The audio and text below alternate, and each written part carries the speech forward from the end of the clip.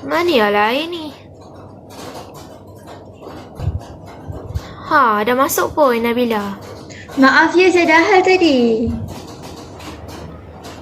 Izzati pun dah masuk. Hai. Izzati, awak ada beritahu yang awak ada masalah dengan pelajaran. Kalau ada, beritahulah. Mana tahu kami boleh bantu.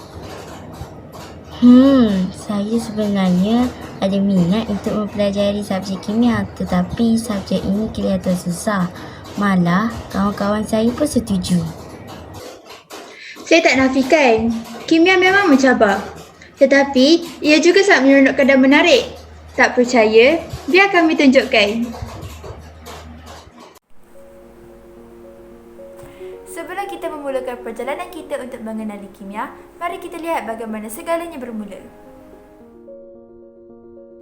Perkataan kimia atau chemistry berasal daripada perkataan Arab alkimia. Orang pertama yang menemui alkimia ialah Jabir Ibn Hayyan.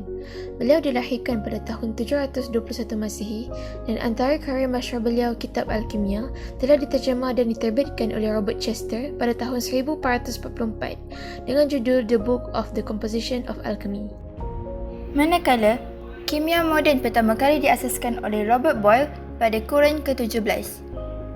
Beliau dikenali dengan penemuannya mengenai hukum gas yang dinamakan hukum Boyles.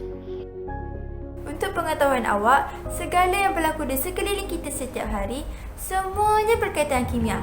Contohnya, Kita memulakan pengetahuan kimia untuk mengetahui bagaimana vitamin, makanan tambahan ataupun suplemen dan juga ubat-ubatan dapat membantu atau membahayakan kita. Sebahagian daripada kepentingan kimia terletak pada perkembangan dan juga penemuan dalam bidang perubatan dan juga penciptaan ubat-ubatan baru. antara kepentingan kimia yang lain ialah yang menerangkan bagaimana bahan pencuci berfungsi. Kita menggunakan kimia untuk menentukan bahan-bahan yang sesuai untuk digunakan sebagai deterjen baju, bahan pencuci pinggan, sabun badan dan sebagainya. Kita dah bincangkan tentang kepentingan kimia. Sekarang kita akan bincangkan tentang sumbangan kimia kepada manusia dan alam sekitar. Pada tahun 1954, salah seorang ahli kimia yang penting dalam sejarah kimia iaitu Dorothy Hodgkin telah berjaya menemukan serta memetakan struktur vitamin B12 yang juga merupakan senjata untuk melawan sejenis anemia yang dalam bahasa saintifiknya bernama pernicious anemia.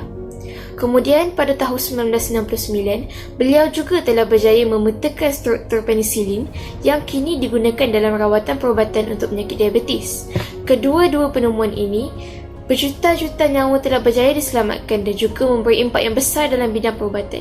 Pada tahun 1840 dan 1842 pula, Justus von Liebig telah menulis di dalam bukunya bahawa baja berasaskan nitrogen ialah baja yang terbaik untuk menghasilkan tanaman yang subur dan sihat.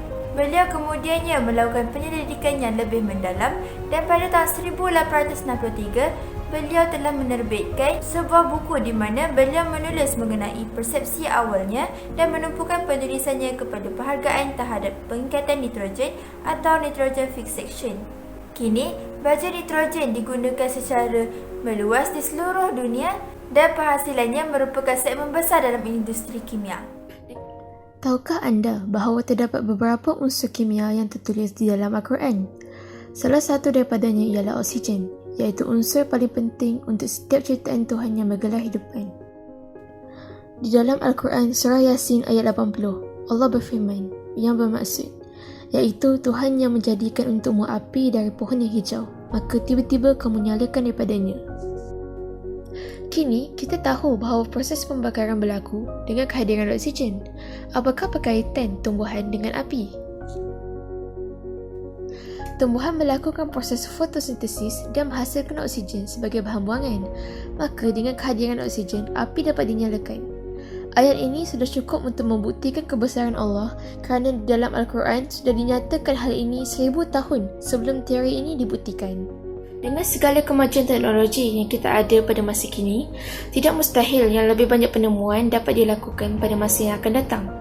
Tidak mustahil juga penyakit-penyakit seperti HIV, Ebola, malah COVID-19 dapat dirawat. Tidak dinafikan bahawa perkembangan kimia akan terus ke hadapan dengan pimpinan generasi saintis pada zaman kini.